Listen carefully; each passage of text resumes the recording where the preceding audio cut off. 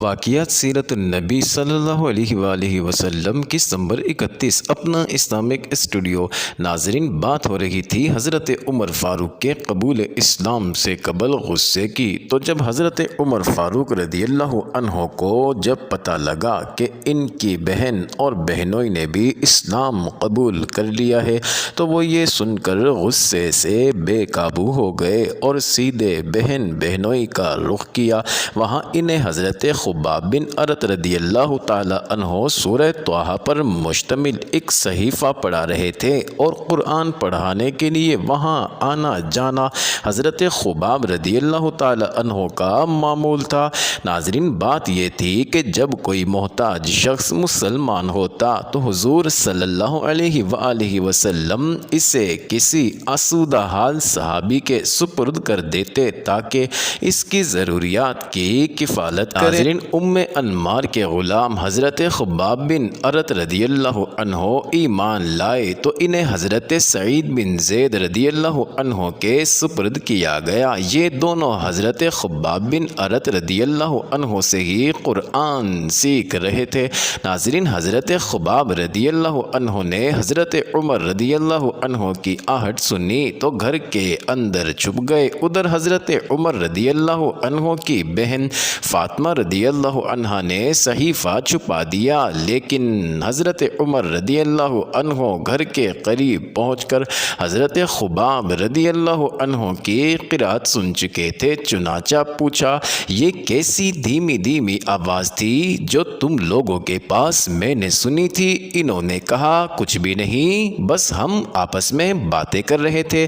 ناظرین، حضرت عمر رضی اللہ تعالی عنہ نے کہا، غالباً تم دونوں بے دین ہو چکے ہو۔ بہنوئی نے کہا، اچھا عمر، یہ بتاؤ اگر حق تمہارے دین کے بجائے کسی اور دین میں ہو تو؟ ناظرین، حضرت عمر رضی اللہ عنہ کا اتنا سننا تھا کہ اپنے بہنوئی پر چڑھ بیٹھے اور انہیں بری طرح کچل دیا۔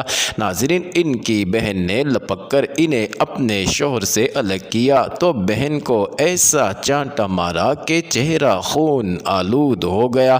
ناظرین، بہن نے جوش غضب میں کہا، عمر، اگر تیرے دین کی بجائے دوسرا ہی دین برحق ہو تو اشہد ان لا الہ الا اللہ و اشہد ان محمد رسول اللہ، میں شہادت دیتی ہوں کہ اللہ کے سوا کوئی لائق عبادت نہیں اور میں شہادت دیتی ہوں کہ محمد صلی اللہ علیہ وآلہ وسلم اللہ کے رسول ہیں۔ ناظرین، یہ سن کر حضرت عمر رضی اللہ عنہ پر مایوسی کے بادل چھا گئے اور انہیں اپنی بہن کے چہرے پر خون دیکھ کر شرم و ندامت بھی محسوس ہوئی۔ کہنے لگے، اچھا، یہ کتاب جو تمہارے پاس ہے ذرا مجھے بھی پڑھنے کو دو۔ ناظرین، بہن نے کہا، تم ناپاک ہو، اس کتاب کو صرف پاک لوگ ہی چھو سکتے ہیں، اٹھو غسل کرو۔ ناظرین، حضرت عمر رضی اللہ تعالی عنہ نے اٹھ کر غسل کیا، پھر کتاب لی اور پڑھی۔ کہنے لگے، یہ تو بڑے پاکیزہ نام ہے۔ اس کے بعد ناظرین 14 آیت سے لے کر 20 تک قرات کی۔ کہنے لگے، یہ تو بڑا عمدہ اور بڑا محترم کلام ہے، مجھے محمد صلی اللہ علیہ وآلہ وسلم کا پتہ بتاؤ۔ ناظرین، حضرت خباب رضی اللہ عنہ حضرت عمر رضی اللہ عنہ کے یہ فقرے سن کر اندر سے باہر آ گئے اور کہنے لگے، عمر، خوش ہو جاؤ، مجھے امید ہے کہ رسول اللہ صلی اللہ علیہ وآلہ وسلم نے جمعرات کی رات تمہارے متعلق جو دعا کی تھی کہ اے اللہ، عمر بن خطاب یا ابو جہل بن ہشام کے ذریعے اسلام کو قوت پہنچا، یہ وہی ہے۔ اور اس وقت رسول اللہ صلی اللہ علیہ وآلہ وسلم کوہ صفا کے پاس حضرت ارقم کے مکان میں تشریف فرما ہے۔ ناظرین، یہ سن کر حضرت عمر رضی اللہ عنہ نے اپنی تلوار حمائل کی اور اس گھر کے پاس آ کر دروازے پر دستک دی۔ ناظرین، ایک آدمی نے اٹھ کر دروازے کی دراز سے جھانکا تو دیکھا کہ عمر تلوار حمائل کیے موجود ہیں۔ لپک کر رسول اللہ صلی اللہ علیہ وآلہ وسلم وسلم کو اطلاع دی اور سارے لوگ سمٹ کر یکجا ہو گئے۔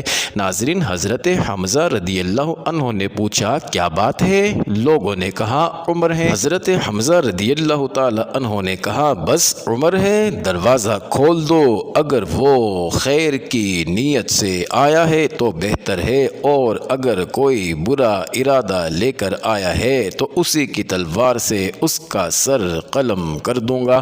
ناظرین، ادھر رسول اللہ صلی اللہ علیہ وآلہ وسلم اندر تشریف فرما تھے، آپ پر وحی نازل ہو رہی تھی، وحی نازل ہو چکی تو حضرت عمر رضی اللہ تعالی عنہ کے پاس تشریف لائے۔ بیٹھک میں ان سے ملاقات ہوئی۔ آپ صلی اللہ علیہ وآلہ وسلم نے ان کے کپڑے اور تلوار کا پرتلا سمیٹ کر پکڑا اور سختی سے جھٹکتے ہوئے فرمایا عمر، کیا تم اس وقت تک باز نہیں آؤ گے جب تک اللہ تعالیٰ تم پر بھی ویسی ہی ذلت و رسوائی اور عبرتناک سزا نازل نہ فرما دے جیسی ولید بن مغیرہ پر نازل ہو چکی ہے۔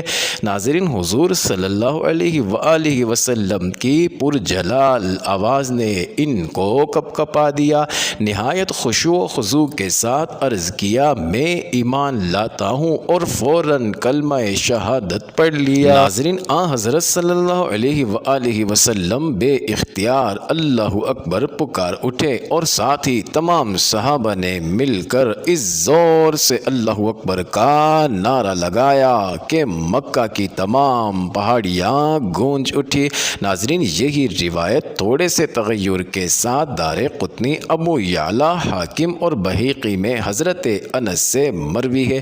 ناظرین، ان روایتوں کے علاوہ مسند امام احمد بن حنبل میں ایک روایت خود حضرت عمر رضی اللہ عنہ سے مروی ہے۔ ناظرین، ان روایتوں کے علاوہ مسند امام احمد بن حنبل میں ایک روایت خود حضرت عمر رضی اللہ عنہ سے مروی ہے جو گو ایک تابعی کی زبان سے مروی ہے، تاہم اس باب میں سب سے زیادہ محفوظ ہے۔ حضرت عمر رضی اللہ عنہ فرماتے ہیں کہ ایک شب میں حضرت صلی اللہ علیہ وآلہ وسلم کو چھیڑنے نکلا۔ آپ صلی اللہ علیہ وآلہ وسلم بڑھ کر مسجد حرام میں داخل ہو گئے اور نماز شروع کر دی، جس میں آپ صلی اللہ علیہ وآلہ وسلم نے سورہ الحاق تلاوت فرمائی۔ میں کھڑا سنتا رہا اور قرآن کے نظم و اسلوب سے حیرت میں تھا۔ دل میں کہا جیسا قریش کہا کرتے ہیں، خدا کی قسم یہ شاعر ہے۔ ناظرین، ابھی یہ خیال آیا ہی تھا کہ آپ صلی اللہ علیہ وآلہ وسلم نے یہ آیت پڑھی۔ ناظرین، میں نے کہا یہ تو کاہن ہے، میرے دل کی بات جان گیا ہے۔ اس کے بعد ہی آپ صلی اللہ علیہ وآلہ وسلم نے یہ آیت پڑھی۔ ترجمہ: یہ کاہن کا کلام بھی نہیں، تم بہت کم نصیحت پکڑتے ہو، یہ تو جہانوں کے پروردگار کی طرف سے اترا ہے۔ ناظرین، آپ نے یہ سورت آخر تک تلاوت فرمائی اور اس کو سن کر اسلام میرے دل میں پوری طرح گھر گیا۔ ناظرین، اس کے علاوہ صحیح بخاری میں خود حضرت عمر رضی اللہ عنہ کی زبانی یہ روایت ہے کہ بعثت سے کچھ پہلے، یعنی اعلان نبوت سے پہلے یا اس کے بعد ہی، وہ ایک بت خانہ میں سوتے تھے کہ انہوں نے دیکھا کہ ایک بت پر ایک قربانی چڑھائی گئی اور اس کے اندر سے آواز آئی، اے جلیج، ایک فصیح البیان کہتا ہے لا الہ الا اللہ۔ اس آواز کا سننا تھا کہ لوگ بھاگ کھڑے ہوئے، لیکن میں کھڑا رہا کہ دیکھوں اس کے بعد کیا ہوتا ہے کہ پھر وہی آواز آئی۔ اس واقعے پر تھوڑے ہی دن گزرے تھے کہ لوگوں میں چرچا ہوا کہ یہ نبی ہے۔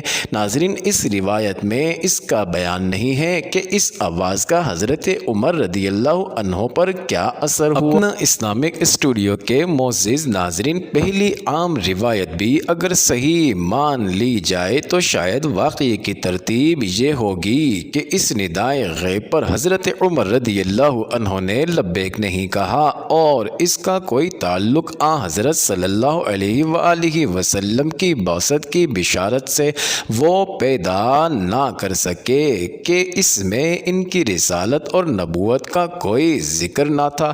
تاہم چونکہ توحید کا ذکر تھا، اس لیے ادھر ملان ہوا ہوگا، لیکن چونکہ ان کو قرآن سننے کا موقع نہیں ملا، اس لیے اس توحید کی دعوت کی حقیقت معلوم نہ ہو سکی۔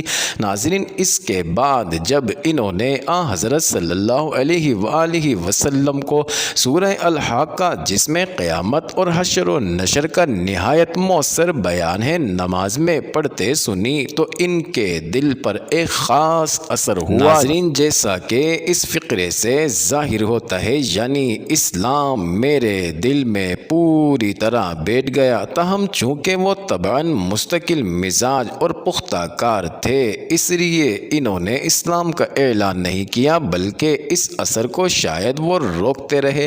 لیکن اس کے بعد جب ان کی بہن کا واقعہ پیش آیا اور سورہ طٰہٰ پر نظر پڑی، جس میں توحید کی نہایت مؤثر دعوت ہے، تو دل پر قابو نہ رہا اور بے اختیار کلمہ توحید پکار اٹھے اور در اقدس پر حاضری کی درخواست کی۔ ناظرین، دوسری جانب واقعے کی سادہ صورت یہ بھی ہو سکتی ہے کہ اس ندائے غیب نے ان کے دل میں توحید کا خیال پیدا کیا، لیکن چونکہ 3 برس دعوت محدود اور مخفی رہی تھی، اس لیے ان کو اس کا حال نہ معلوم ہو سکا اور مخالفت کی شدت کے باعث کبھی خود بارگاہ نبوی صلی اللہ علیہ وآلہ وسلم نے جانے اور قرآن سننے کا موقع نہ ملا۔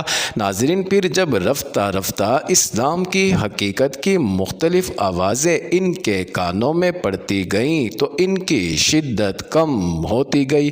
بالآخر وہ دن آیا کہ حضرت صلی اللہ علیہ وآلہ وسلم کی زبان مبارک سے ان کو سورہ الحاقہ سننے کا موقع اور وہ لبیک کہتے ہوئے اسلام کے آستانے پر حاضر ہو گئے۔ حضرت عمر رضی اللہ تعالی عنہ کی زور آوری کا حال یہ تھا کہ کوئی ان سے مقابلے کی جرت نہ کرتا تھا۔ ناظرین، اس لیے ان کے مسلمان ہو جانے سے مشرکین میں کوہرام مچ گیا اور انہیں بڑی ذلت و رسوائی محسوس ہوئی۔ دوسری طرف ان کے اسلام لانے سے مسلمانوں کو بڑی عزت و قوت، شرف و اعزاز اور مسرت و شادمانی حاصل ہوئی۔ ناظرین، ابن اسحاق نے اپنی سند سے حضرت عمر رضی اللہ عنہ کا بیان روایت کیا ہے کہ جب میں مسلمان ہوا تو میں نے سوچا کہ مکے کا کون شخص رسول اللہ صلی اللہ علیہ وآلہ وسلم کا سب سے بڑا اور سخت ترین دشمن ہے۔ پھر میں نے جی میں کہا یہ ابو جہل ہے۔ اس کے بعد میں نے اس کے گھر جا کر اس کا دروازہ کھٹکھٹایا۔ وہ باہر آیا، دیکھ کر بولا اہلا و سہلا، یعنی خوش آمدید۔ خوش آمدید کیسے آنا ہوا؟ میں نے کہا تمہیں یہ بتانے آیا ہوں کہ میں اللہ اور اس کے رسول محمد صلی اللہ علیہ وآلہ وسلم پر ایمان لا چکا ہوں اور جو کچھ وہ لے کر آئے ہیں اس کی تصدیق کر چکا ہوں۔ ناظرین، حضرت عمر رضی اللہ عنہ کا بیان ہے کہ یہ سنتے ہی اس نے میرے رخ پر دروازہ بند کر لیا اور بولا اللہ تیرا برا کرے اور جو کچھ تو لے کر آیا ہے اس کا بھی برا کرے۔ ناظرین، امام ابن جوزی نے حضرت عمر رضی اللہ عنہ سے روایت نقل کی ہے کہ جب کوئی شخص مسلمان ہو جاتا تو لوگ اس کے پیچھے پڑ جاتے، اسے زد و کوب کرتے اور وہ بھی انہیں مارتا۔ اس لیے جب میں مسلمان ہوا تو اپنے ماموں عاص بن ہاشم کے پاس گیا اور اس سے خبر دی۔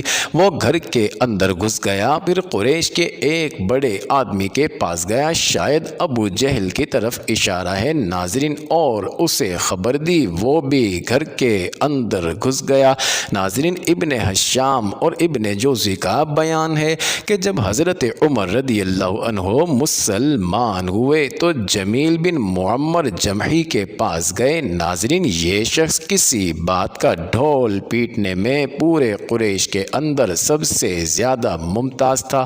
حضرت عمر نے اسے بتایا کہ وہ مسلمان ہو گئے ہیں۔ اس نے سنتے ہی نہایت بلند آواز سے چیخ کر کہا کہ خطاب کا بیٹا بے دین ہو گیا ہے۔ حضرت عمر رضی اللہ عنہ اس کے پیچھے ہی تھے، بولے یہ جھوٹ کہتا ہے، میں مسلمان ہو گیا ہوں۔ بہرحال لوگ حضرت عمر رضی اللہ عنہ پر ٹوٹ پڑے ناظرین اور مار پیٹ شروع ہو گئی۔ لوگ حضرت عمر رضی اللہ عنہ کو مار رہے تھے اور حضرت عمر رضی اللہ عنہ لوگوں کو مار رہے تھے، یہاں تک کہ اس مار کٹائی لڑائی جھگڑے میں سورج سر پر آ گیا اور حضرت عمر رضی اللہ عنہ تھک کر بیٹھ گئے۔ ناظرین لوگ سر پر سوار تھے۔ حضرت عمر رضی اللہ عنہ نے کہا جو بن پڑے کر لو، اللہ کی قسم اگر ہم لوگ 300 کی تعداد میں ہوتے تو پھر مکے میں یا تو تم ہی رہتے یا ہم رہتے۔ اپنا اسلامک اسٹوڈیو کے معزز ناظرین، حضرت عمر رضی اللہ عنہ کے اسلام لانے پر یہ کیفیت تو مشرکین کی ہوئی تھی، باقی رہے مسلمان تو ان کے احوال کا اندازہ اس سے ہو سکتا ہے کہ مجاہد نے ابن عباس رضی اللہ عنہ سے روایت کیا ہے کہ میں نے عمر بن الخطاب رضی اللہ عنہ سے دریافت کیا کہ کس وجہ سے آپ کا لقب فاروق پڑا، تو انہوں نے کہا مجھ سے 3 دن پہلے حضرت حمزہ رضی اللہ عنہ مسلمان ہوئے۔ پھر حضرت عمر رضی اللہ عنہ نے اپنے اسلام لانے کا واقعہ بیان کر کے آخر میں کہا کہ پھر جب میں مسلمان ہوا تو میں نے کہا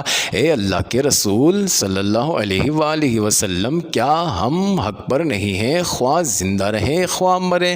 آپ صلی اللہ علیہ وآلہ وسلم نے فرمایا کیوں نہیں، اس ذات کی قسم جس کے ہاتھ میں میری جان ہے، تم لوگ حق پر ہو، خواہ زندہ رہو خواہ موت سے دوچار ہو۔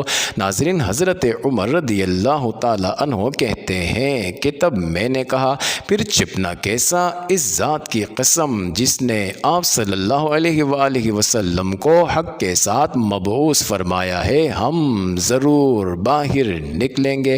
چنانچہ ہم 2 صفوں میں آپ صلی اللہ علیہ وآلہ وسلم کو ہمراہ لے کر باہر آئے۔ ایک صف میں حضرت حمزہ رضی اللہ عنہ تھے اور ایک صف میں خود تھا۔ ہمارے چلنے سے چکی کے آٹے کی طرح ہلکا ہلکا غبار اڑ رہا تھا، یہاں تک کہ ہم مسجد حرام میں داخل ہو گئے۔ حضرت عمر رضی اللہ عنہ کا بیان ہے کہ قریش نے مجھے اور حمزہ رضی اللہ عنہ کو دیکھا تو ان کے دلوں پر ایسی چوٹ لگی کہ اب تک نہ لگی تھی۔ اسی دن رسول اللہ صلی اللہ علیہ وآلہ وسلم نے میرا لقب فاروق رکھ دیا۔ ناظرین حضرت صہیب بن سنان رومی رضی اللہ عنہ کا بیان ہے کہ حضرت عمر رضی اللہ عنہ مسلمان ہوئے تو اسلام پردے سے باہر آیا، اس کی اعلانیہ دعوت دی گئی۔